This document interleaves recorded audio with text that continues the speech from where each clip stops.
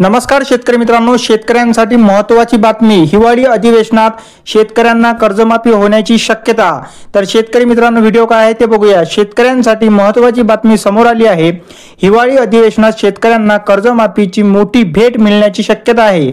सरकारने थकबाकीचे माहिती मागविली असून हिवाळी अधिवेशनात कर्जमाफीची घोषणा होण्याची शक्यता आहे। या संदर्भात ऑक्टोबर अखेर अहवाल सादर केल्या जाण्याची शक्यता आहे।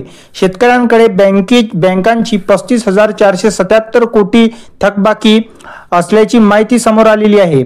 यामध्ये सोलापूर जिल्ह्यात सर्वाधिक 3.5 लाख शेतकऱ्यांकडे बँकांचे 3,976 कोटी रुपये थकले आहेत।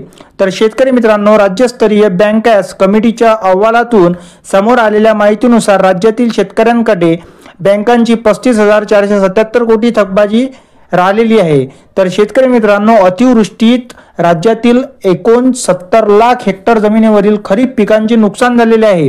या पार्श्वभूमीवर सरकारने थकबाकींची माहिती मागविली असून हिवाळी अधिवेशनात कर्जमाफीची मोठी भेट मिळण्याची शक्यता वर्तवलेली आहे। तर शेतकरी मित्रांनो, त्यासाठी कोणत्या जिल्ह्यांमध्ये बाकी आहे आणि कोणत्या जिल्ह्यांना कर्जमाफी मिळणार आहे ते आपण बघूया। राज्यातील सोलापूर, अमरावती, छत्रपती संभाजीनगर, बीड, बुलढाणा, जालना, नांदेड, परभणी, पुणे आणि यवतमाळ या 10 जिल्ह्यांमधील सरासरी 1 लाख ते 2 लाख शेतकऱ्यांनी बँकांकडून घेतलेल्या कर्जाची थकबाकी आहे।